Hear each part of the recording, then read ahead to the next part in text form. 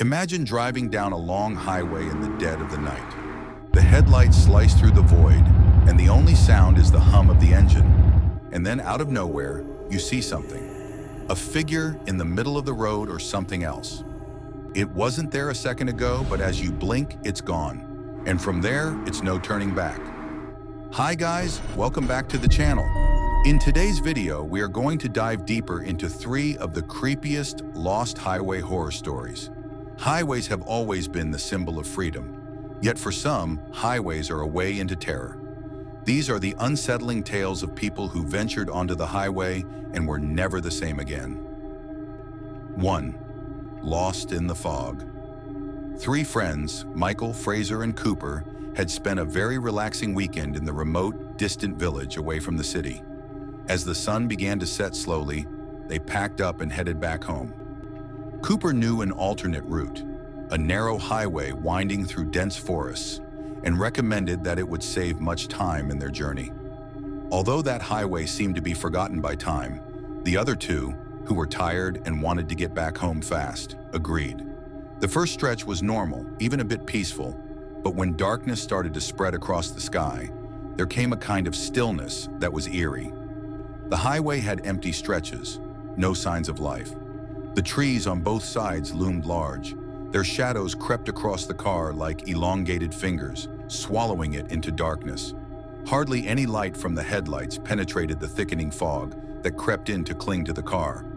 Hours passed, and yet still the road went on. Long since had the GPS lost signal, and no signs reassured them that they were going in the right direction. Michael was unnervingly silent as he drove, his grip on the wheel increasing in tension with each passing mile as the air chilled. The feeling of being watched weighed upon them, but none could say what did it. Almost at once, movement flickered into their peripheral awareness. The shadowy figures, twisted and pale and translucent, sprint in and out of the fog, just out of range of the headlights. Cooper sat in the back seat, feeling a chill creep up his spine. At first, he thought it was only in his head, but as they continued to drive, the figures took on definitions that were growing clearer. Hollow-eyed silhouettes appeared to stare from the trees, and faint whispers kissed against the car windows. Fraser turned to Cooper, catching a nervous glance through the rearview mirror. And in the reflection, something unnatural caught his eye. A distorted shape, pale and skeletal, running beside the car. Then the radio, silent for hours, suddenly came alive. Initially, only static was audible.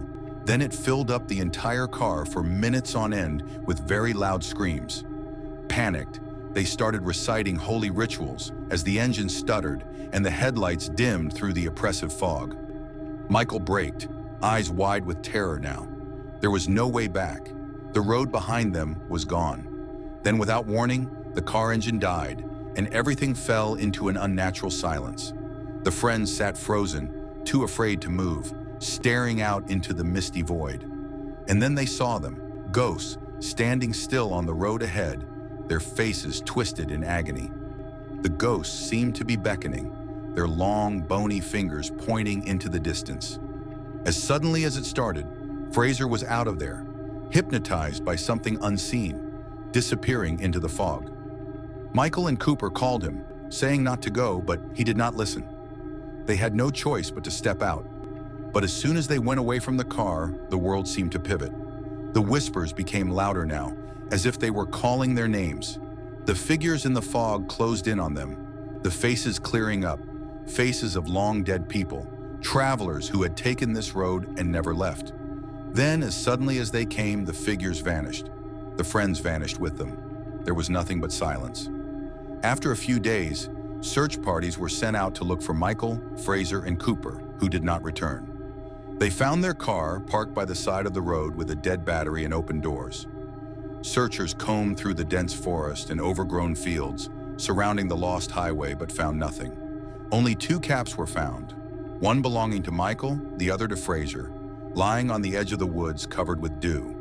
That was all they ever found of the 3 friends. That highway is marked nowhere in the maps.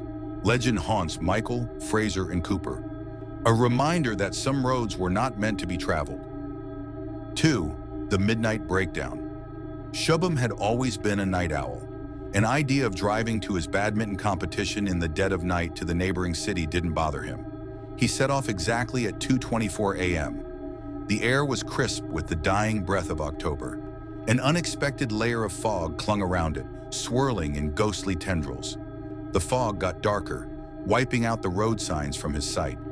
Shubham tried to get a glimpse of the twisting roads in front of him, but soon realized that he was driving down a highway he had no idea about. A rush of red lights appeared ahead. He slowed his car.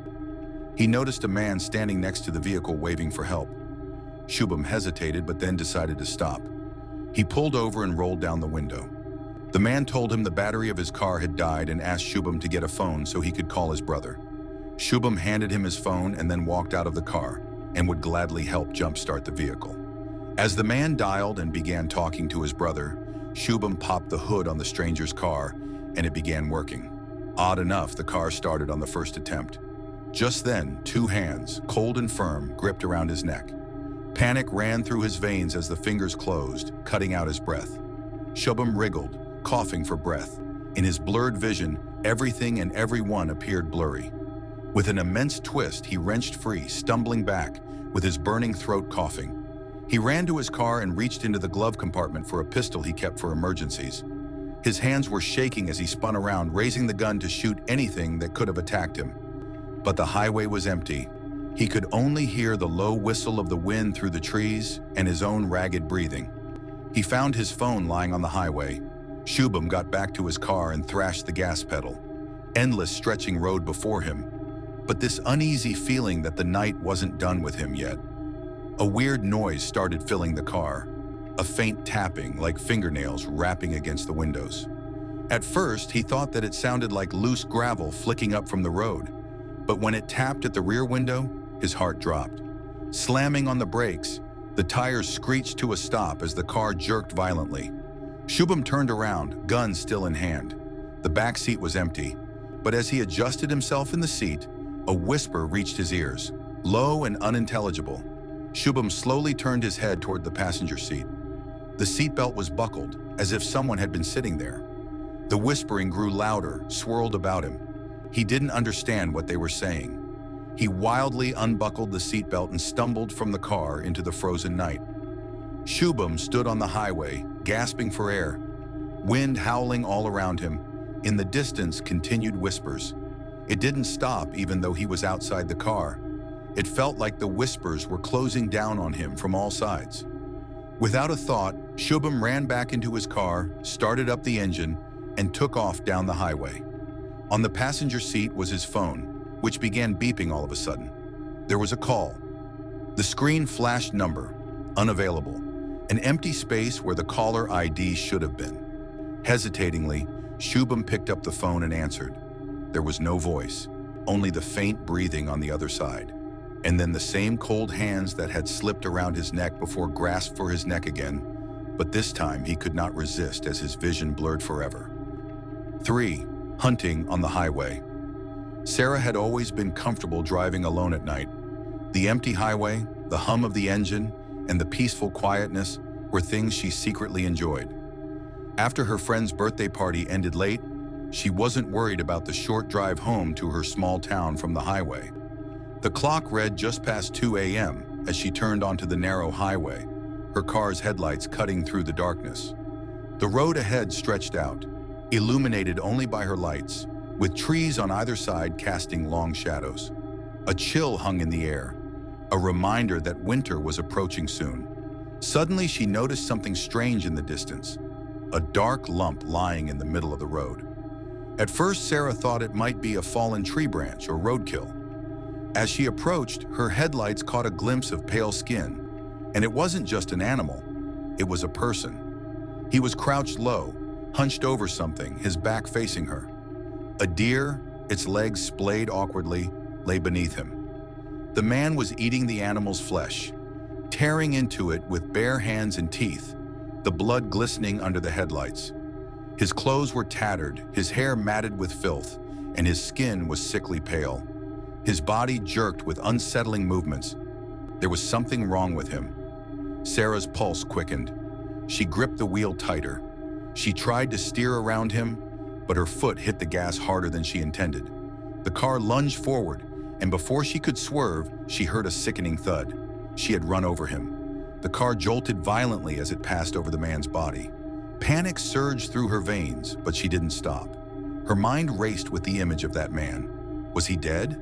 Was he even human? She couldn't explain what she had seen, but she knew she had to get away from it. But as she drove faster, something felt off. The air in the car seemed heavier, thick with an unseen presence. Her rearview mirror caught a flicker of movement, something shifting in the back seat. With a sinking dread, Sarah dared to glance into the mirror. The man, if she could even call him that, was sitting in her back seat, his bloodied hands still clutching pieces of the deer's flesh. His face was twisted in a grotesque expression. Blood dripped from his chin, staining his clothes and the seat beneath him. His eyes locked onto hers in the mirror. Her foot pressed hard on the accelerator, the car racing at an uncontrollable speed. But no matter how fast she went, no matter how desperately she tried to focus on the road, she could feel his gaze burning into her. And then, without warning, the car stalled. The engine sputtered, and everything went silent. She gripped the wheel so hard her knuckles turned white, terrified to turn around. Her hands shook as she reached for the ignition, but the key wouldn't turn. The car refused to start. The silence inside was unbearable. A faint sound broke the quiet. It was soft at first, like a rustle of fabric, but it grew louder. A slow scraping noise, like nails dragging across the leather of the seat behind her. He was moving, inching closer, the sound relentless and suffocating. Her trembling hands reached for the door, desperate to escape. But before she could pull the handle, a cold, wet hand clamped onto her shoulder. The touch was impossibly strong, freezing her in place as a low growl rumbled from the back seat. The man's grip tightened, pulling her backward, and as she fought to break free, her vision blurred, the world around her spinning. The last thing she saw before everything went dark was the man's distorted face, inches from hers, grinning with savage hunger. Thanks for watching.